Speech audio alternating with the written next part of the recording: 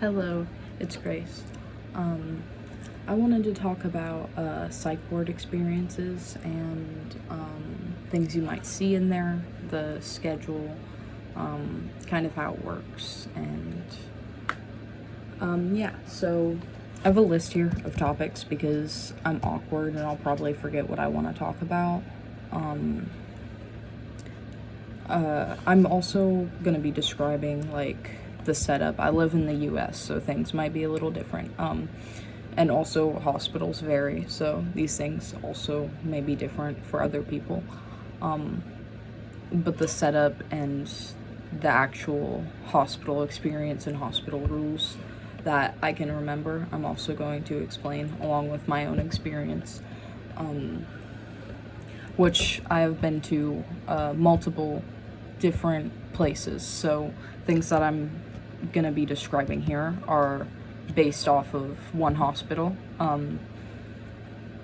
mostly because it's the most it's a acute care facility, so that's what's technically considered a psych ward. So these things I'm listing here are consistent with that, but I have also been to more long-term facilities. I've been to 2 residentials and a rehab facility, but that is not what I'm describing, so keep that in mind. This is just the short-term stays of, So, when you get admitted, you can probably expect to be there, they tell you 3 to 7 days, for pretty much, at least the one I went to. I'm pretty sure it's pretty consistent with most acute psych care facilities. They will tell you when you get there 3 to 7 days. They might even tell you 3 to 5. But keep in mind that that almost never happens. I'm not sure why they say that. It almost never happens. I don't think I've ever seen someone leave within 3 days. But don't worry, it's not that much longer. I'd say more like 5 to 14 days is actually more average. They say 3 to 7 or 3 to 5. That's just getting your hopes up. That probably won't happen. Expect to stay there at least a week, I'd say. So, also, a lot of people who first go to psych hospitals, they go to the ER first, or they're getting transferred in an ambulance, or their parents just took them. It depends. Or they took themselves if you're an adult and you were self-aware.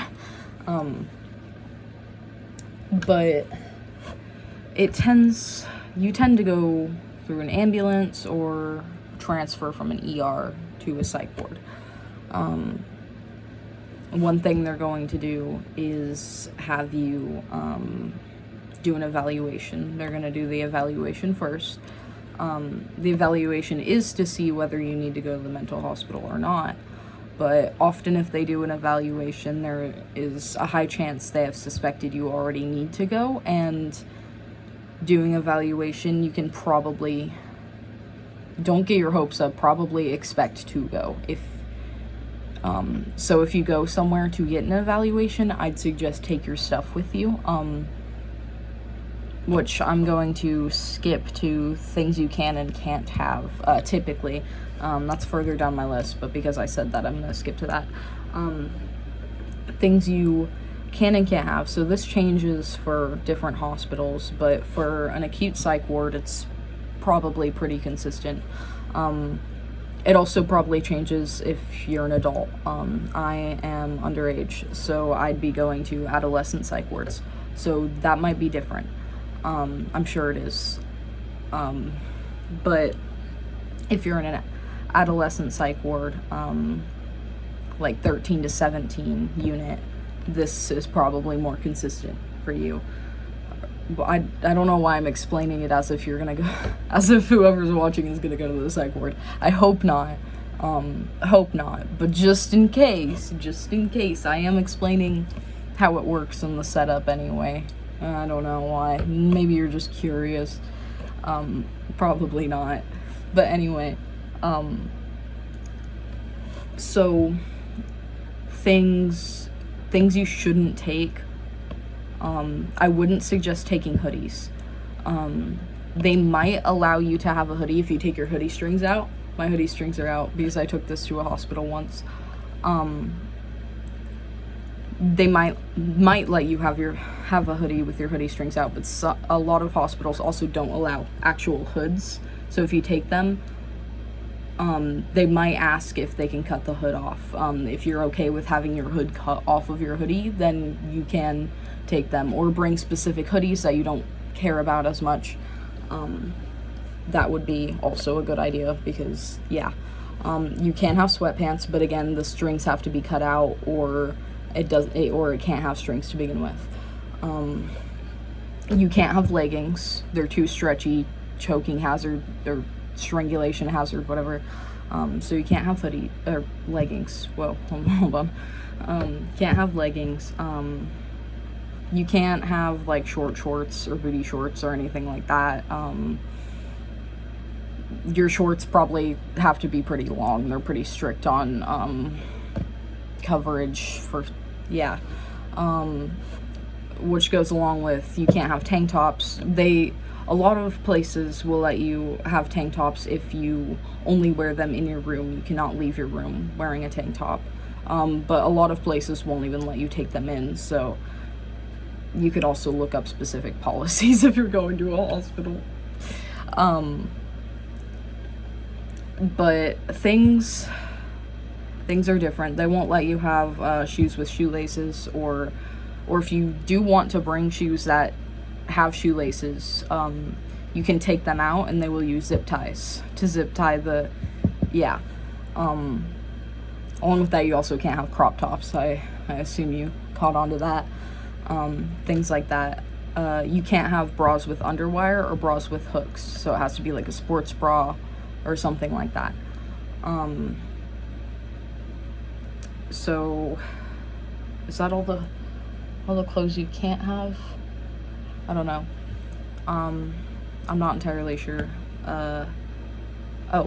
You can't have piercings. You might be able to have glasses. If you have a glasses prescription, they will probably allow you to have glasses when you first get admitted, but if you give them a reason to take them away, they will take them away. So just be careful on what you do and say. You could get them taken away. You can't have makeup or anything like that. Sometimes you will be able to bring your own shampoo and conditioner, but that depends on the hospital policy. A lot of places do let you do that, but some of them do not.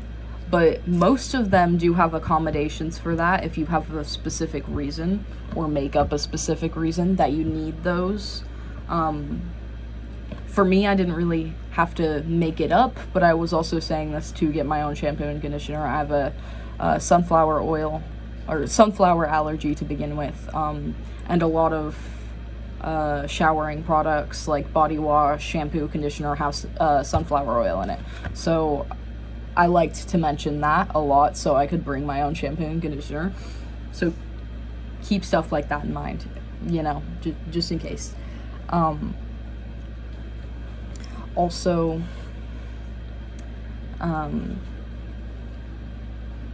so for the admission, when you first get admitted, after you get evaluated and they say like, oh yeah, you're going, expect, even though you did an evaluation in the ER, you're still not going to get admitted as fast as you think you will. It depends on how busy the evaluations and admissions are, or whatever, or what day of the week it is, or what time it is. But it will typically take a long time. I expect at least 3 hours, at most probably 9 to 12 hours of sitting in a waiting room, just a waiting room with chairs and walls, after you already get to the psych hospital. So you may have waited like 5 hours in the ER, and then you get transferred to a psych hospital. You may also have to wait a long time, and in those places, in the ER, there will be a bed, obviously, when you get transferred. into the psych hospital waiting room, there's not a bed. So if you're tired, take a nap in the ER if you can. So yeah, because it will be a while before you get actually admitted to the unit and have a bed to sleep in.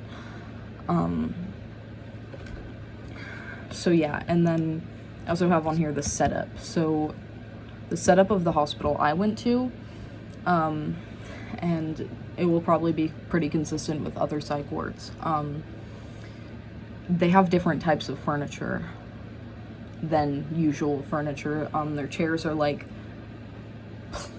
plastic with like air inside of it, and they put sand in it, so it'd be really hard to move. So there's really heavy chairs. They do that so patients are unable to throw them at people or hurt people with them. Same with tables. They have things very safe for obvious reasons. So you can expect a lot of things like that, like sinks don't really they have weird faucets. They're different. Showers are weird. Some showers you have to press a button for it to spray water for like 5 minutes, and then you have to repress it if you're staying in there for a while. Also, I don't have this written, but if you are staying in a shower for a while, they do often have 15-minute checks where they check on you and write your status of what you're doing. If you go, and they have to look at you, so if you go into the shower, I suggest that you wait until they did their last check, so you have at least 15 minutes before they want to look at you fully, because they will come in and look at you in the shower if they didn't get their 15-minute check. They will warn you, hopefully.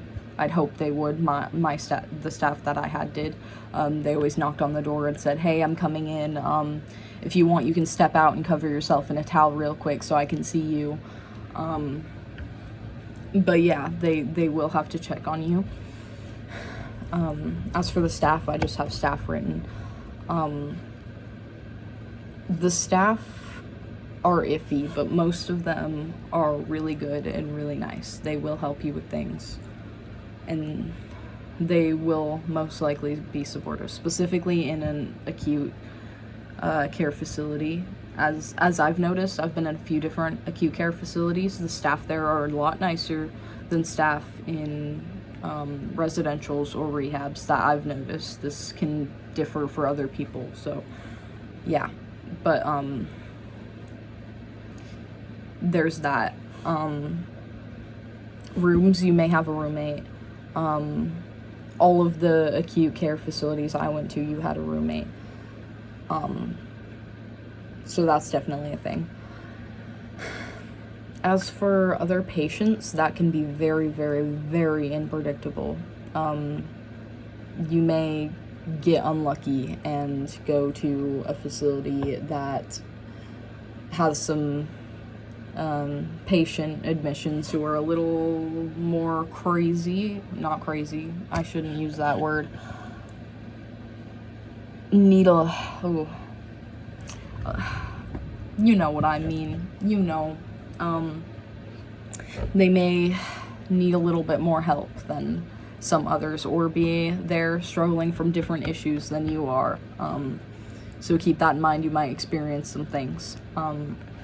I have met people who were there for anger issues, so there's a lot of hitting things, screaming, breaking things.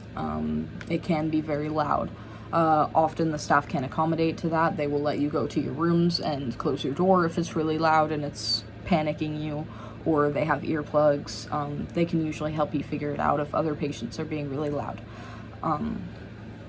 And often, eventually, well, soon, if a patient is being really, really disruptive, they will calm down, because another thing I have on here is sedatives, restraints, and holds. I want to say that most modern hospitals in the USA, and most psych hospitals now, do not have the same type of restraints that they used to. They are a lot more human, accommodating, and less painful and such. The restraints used to be really awful, as you might have noticed in like movies or TV shows or online, that psych hospitals can be really looked at as really horrible things, and people getting restrained, and it's not great. It's different now. It used to be more similar to what is on TV and shows and movies now. Actually, now it is a lot better. They've fixed that for most hospitals. I'd say it's a lot safer than it used to be. Sedatives, so they will, if you're freaking out, if you're having a moment, or someone else is freaking out or having a moment, they will most likely get a shot of Thorazine. It's a sedative drug. They will inject it into your arm, probably, to calm you down. If you refuse the Thorazine, they will give it to you anyway. Keep that in mind. What they will do if you refuse it, or if you refuse to calm down, they will do a hold. They don't really do restraints, but they do a hold, which is basically where they have two people hold you down and just keep you in a place. So they will hold you down on the ground, hospital floor, or whatever. They will try to make sure you're comfortable. If you say you're in pain and you want to move positions, they will let you do that. But if you keep fighting them, they do not care. They will keep holding you down no matter what. So try to be cooperative if you do have a freak out moment and they have to do that. Because it will get worse if you don't, and they may accidentally hurt you and not believe that they're hurting you because you've already tried to escape them. Be careful. And then they will give you the Thorazine shot and hold you for anywhere between 2 to 10 minutes, depending on if you're showing symptoms of calming down. If you do not calm down within the 10-minute mark of having the sedative and they still have you in a hold, they will give you another shot of Thorazine. They usually only do 2, but if you still are hyped up, most people only can handle 2 before they clonk out. But some people get a lot more than that. I was one of those little people who crashed out a lot. Crashed out, hospital terms. Anywho, I was one of those people, and I did not respond as well to sedatives as some other people. So I had once gotten 5 sedative shots within the span of 3 hours. That can happen. Usually doesn't, but it can. If you're as energetic as I was, that can happen. So the schedule, I also wanted to talk about. The schedule is very, very odd.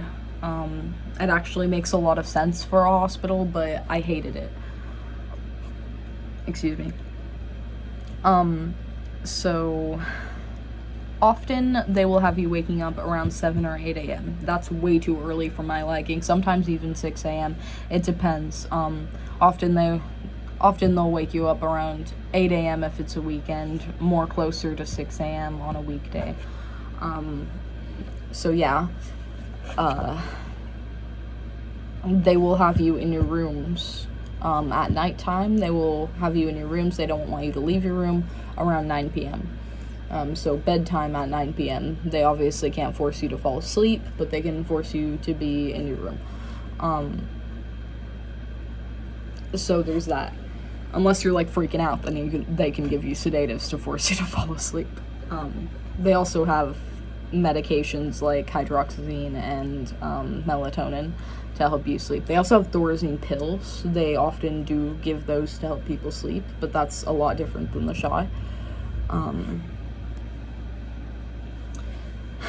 But anyway, so yeah, the schedule, they will have you eating breakfast very early, so very soon after you wake up. Yeah, so around wake up time, probably 8:30, 9 a.m. Breakfast. They have lunch, also pretty early, probably around 11:30, 12. Dinner, also really early, at least in my opinion. I don't have any of my meals at these times. Dinner, they usually have at 4 p.m. Some places may do 5. They usually have it pretty early. Most places also have snacks, snack times. They will have usually a snack somewhere in the middle of the day and a snack sometime after dinner, so after 4 p.m. So there's that. So I also have precautions on here. They may also put you on precautions. This was supposed to be more about my experience, but now I'm just explaining how it works. So I guess it's like a guide thing, mental hospital guide. Watch this if you're going to a psych ward. Watch this in the ER before you get admitted. Anyway. So precautions, they may put you on precautions. If they put you on precautions, you're gonna have a lot of your stuff taken away. You don't have a lot of stuff to begin with, so I avoid that. Like when I said about the glasses, if you get put on precautions, they're gonna take away your glasses. They're gonna take away any clothes that you have. If you brought in clothes with you, they will take those away and give you paper scrubs. They have paper scrubs, and they have disposable underwear. They do not have bras. So you're just gonna be, the girls are just gonna be hanging out in your paper scrubs.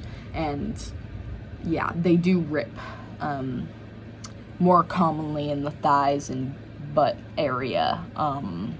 Disposable underwear is not very covering either, so be careful when you're doing physical therapy. What is it? I don't know. They have like gym and stuff, recreational, something like that. I don't know.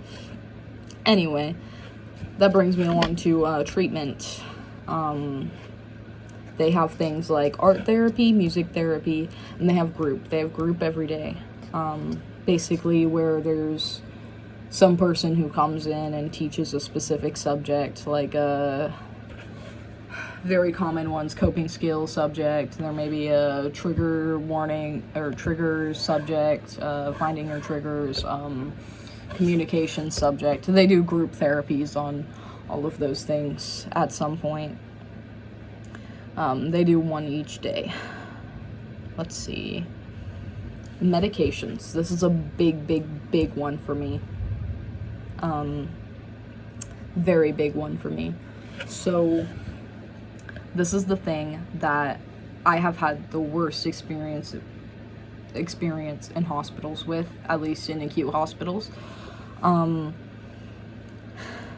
They will tell you that they asked your parents and your parents gave consent for medication.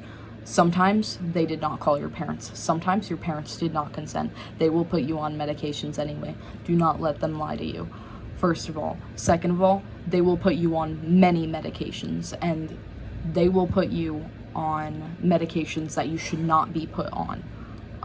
This is my experience, again.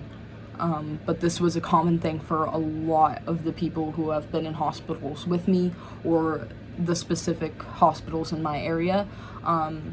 And I know it's a common thing throughout the US in acute care psych hospitals, that they will seemingly use you like a guinea pig with medications. It is an issue. So they might get very mad at you if you refuse medications, but I promise you, if it's a medication that you do not know about, that you have not been able to look into yourself, or have not already taken, or taken previously before the hospital, do not let them give it to you. They should not be responsible of being able to give you medications. If you want a psych medication, wait until you're outside of the hospital. Let a psychiatrist prescribe you that, or a family doctor. Talk to a psychiatrist or family doctor. Let them do that part. Psych hospitals do not. Holy, I think that was a gunshot. Anywho, psych hospitals should not have the ability to prescribe those medications. They do not know you or your history enough. They do not know your genetics. They do not know what's going to react with you, and they do not care. I'm not saying the staff specifically don't care, but the people who are in charge of prescribing the medications do not care about the medications that they're putting you on, and do not care about you long term. They are caring about making you able to leave.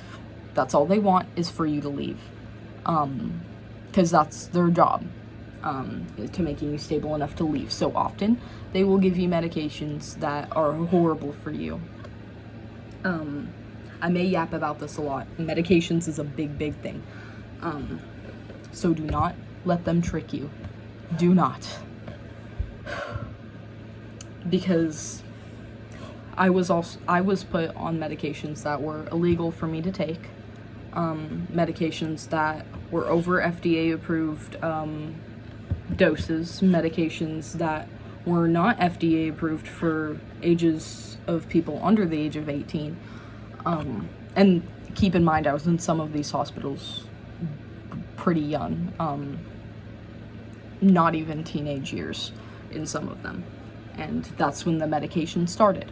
So keep in mind, imagine not even being 13 yet and having your whole brain chemistry messed up by medications. I understand if you're in a mental hospital or a psych ward, you probably realize that your brain is a little messed up anyway, but the medications will make it a lot worse if they don't know what they're doing, and you don't know what they're doing either. Do look into it. I'm not saying all medications are bad. That is not what I'm saying at all. But I'm saying they will throw medications on top of each other and not pay attention to what they are giving you. So you need to at least pay attention to what you are taking and know what you're taking, know what it's for, know the side effects, and agree that you should be taking that medication or could try taking that medication. This is actually an experience part. I'm going to say that during the beginning of me starting to go to psych hospitals, I got put on, I was on around 4 or 5 different medications at this time for psych. I had been on 9 at the same time at one point, but by this point I was on like 4 to 5. I don't really remember. And 3 of those medications interacted with each other so badly that it caused paralysis. So it is really serious. I was losing movement in my body. I was unable to do a lot of things, and slowly I was unable to do less and less things, and eventually I was unable to move entirely. I got taken off of that medication very quickly, and after that I had to slowly gain movement back, and I had only taken that medication for 4 days, and it had taken me 4 months to regain full movement back. So it really can mess up your body. It's not just about messing up your brain chemicals, it really can mess up your body too. And also, those medications, they can have a lot of side effects. They may make you really sick, really dizzy, and if you think it's not manageable, do not take the medication. Just stop taking it, because they may tell you side effects are normal. They are normal to an extent, but if it doesn't feel normal, trust yourself and trust your body. That's important advice for me. Just because they say side effects are a thing, they are a thing, but if it feels wrong, if it feels unmanageable, or if it feels harmful to you, do not stop taking them. No matter what they say, just stop taking them. That's very, very important, I'd say. Yeah, there's a lot of weird things to experience. I had an opposite thing happen from the paralysis. After I got better from the paralysis, I started having the opposite problem, which was really weird transition, and it freaked me out a lot. I started having something called drug-induced Parkinsonism, which was where I got really jittery movements, twitching in my arms or legs, or lack of control of movements. So basically just very overactive movements that I couldn't really control. Part of that still happens. There are going to be some things that medications will have permanent effects on your body. I still have RLS, restless leg syndrome, that came from the drug-induced Parkinsonism that I'm no longer diagnosed with, because obviously I'm not on those medications anymore, and it has improved. But there will be some side effects, parts of side effects that may stay, like from that time. I have constant hand tremors from when I had drug-induced Parkinsonism. So be careful of things like that. That thing that I just said is actually very common. The paralysis thing, I don't think that's very common, but it can happen. A lot of things can happen. Some medications have, a lot of psych medications have the side effect of death. Just sudden death. So don't let that scare you too much if you do need to be on a psych medication, but just know what you're doing. Also, I'm yapping so much. Anyway, no one's probably gonna watch this anyway, but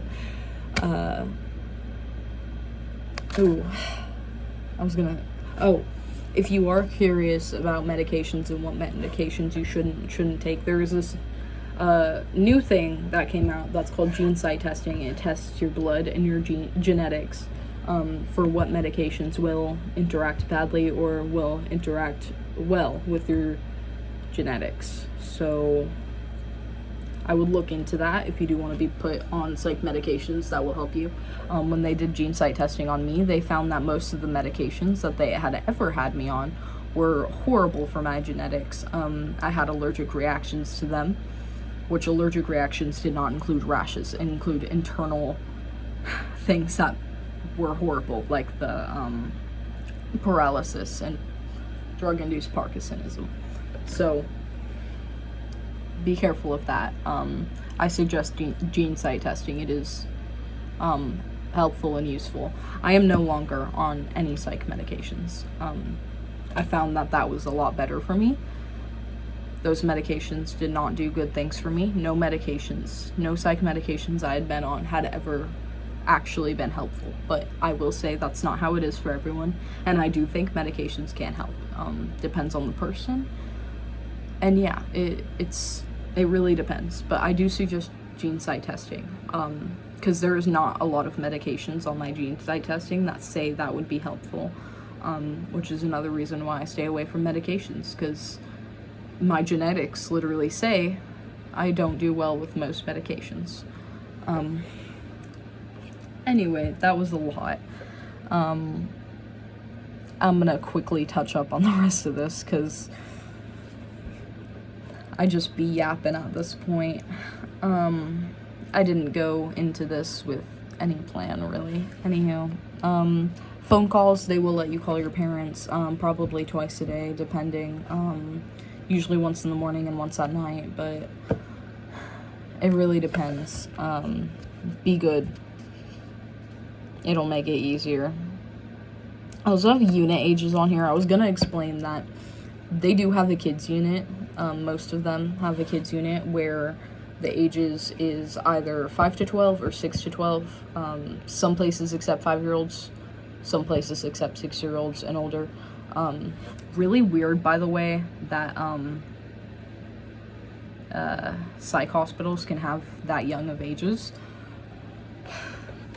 See, I don't think that could be helpful for anyone of 5 to 6 years old. Even if, I know 5 to 6 year olds can have issues, I know that. But those places are not places they should be in at all, especially because they are not made for that age range. They do things way too harsh for that age, especially because that unit will also be paired with up to 12-year-olds. 12-year-olds know a lot more and are exposed to a lot more and will quickly expose 5 to 6-year-olds about 12-year-old things. It's not a good situation. I've seen it. It's really not good. So that's a thing. But anyway, 5 to 6, 6-ish, and to 12, and then there's 13 to 17, and then 18 to however long. If you're an adult, you can be like freaking 86 years old and be in there with an 18-year-old. It happens, so keep that in mind. And they will, if you were 17 and you go into a psych hospital and you turn 18 in the psych hospital, they will immediately transfer you to the adult unit.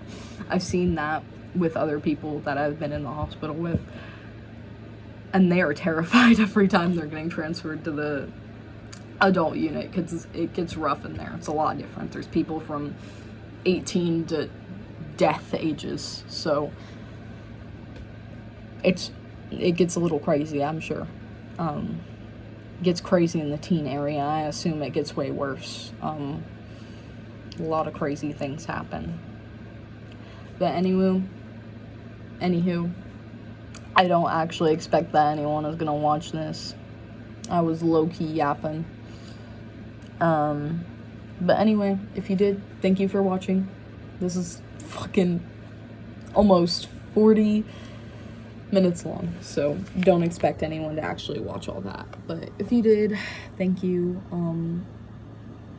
Please subscribe. If you did make it this far, I assume that you were interested in what I was saying. I don't expect anyone to be, but if you did, I assume you were, so that means you should subscribe, because you watched 40 minutes of me, and that's too much to not care. So keep that in mind, and subscribe. Anywho, that was about it. Bye-bye. That was awkward as fuck. Never mind, I'm not even gonna try that again. Just bye.